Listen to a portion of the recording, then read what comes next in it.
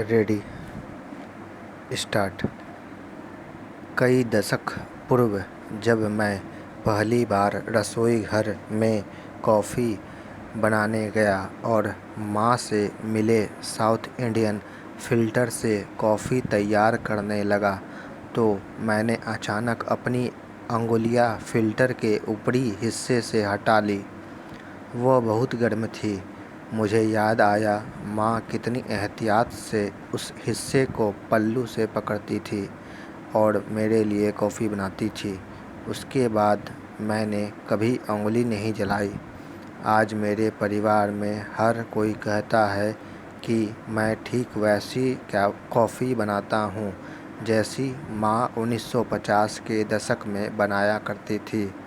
मैं किसी भी किचन में काम कर सकता हूँ, फिर वहाँ नूतन का बाती वाला स्टोव हो या प्राइमस का पंप वाला स्टोव या माँ के द्वारा इस्तेमाल किया जाने वाला मिट्टी का चूल्हा ही क्यों ना हो, जिसमें हम लकड़ी या कोयला डालते थे और हाथ के पंखे से उसमें हवा करते थे।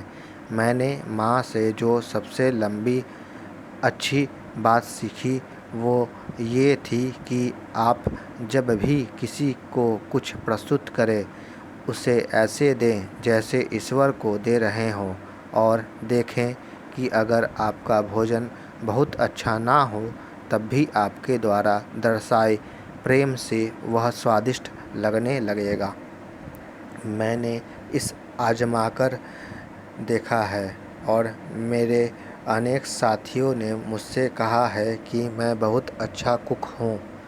इसी गुण के कारण मुझे संजीव कपूर, हरपाल सिंह सोखी या विकी रतनानी जैसे शेफ़ दोस्त मिले हैं।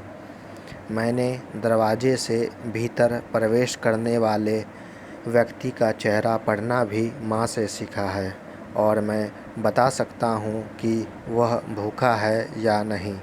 तब मैं कोशिश करता हूँ कि पहले उस व्यक्ति के लिए कुछ खाने पीने का बंदोबस्त किया जाए।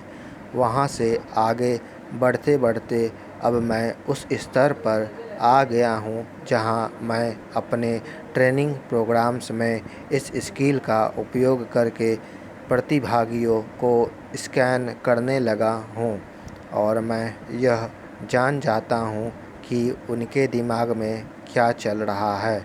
इसलिए शायद मुझे देखकर लोग स्कैनर मशीन आ गया कहते रखें और हैं। मैंने माँ से एक और बात सीखी है, घर को हमेशा कैसे साफ़ सुथरा रखें और कपड़ों को अच्छे से पहनने का सलीका कैसे सीखें। मैंने उन्हें बर्तन में सुलगते कोयले रखकर एक सनसी पकड़ की मदद से साड़ी व ब्लाउज को आयरन करते देखा है। उन दिनों एक मध्यवर्गीय परिवार में आयरन बॉक्स का होना दुर्लभ था। मैंने माँ से सबसे ज़रूरी बात यह सीखी है कि देने का महत्व क्या होता है।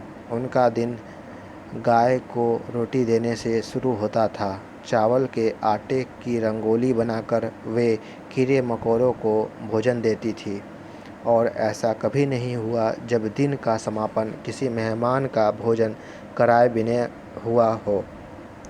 आज मेरा रसोई घर भी कम से कम आधा दर्जन लोगों को भोजन कराए बिना बंद नहीं होता। इसका श्रेय मैं माँ को जाता है जिन्होंने मेरे घर को वैसा बनाया है जैसा वह आज है। मैंने उनसे जितनी बातें सीखी हैं यहाँ उनके बारे में बातें करने के लिए पर्याप्त जगह नहीं है, लेकिन मेरे मन में एक अफसोस है। उन दिनों मैं दूसरों की सराहना करने और उन्हें शुक्रिया कहने को लेकर उनके जितना दरिया दिल नहीं हुआ करता था। आज वे यह देखने के लिए मेरे साथ नहीं हैं कि मैं कैसे दुनिया में फैली अच्छाइयों को संजोता हूँ और छोटी से छोटी बातों की सराहना करने में रोज़ ही जुटा रहता हूँ।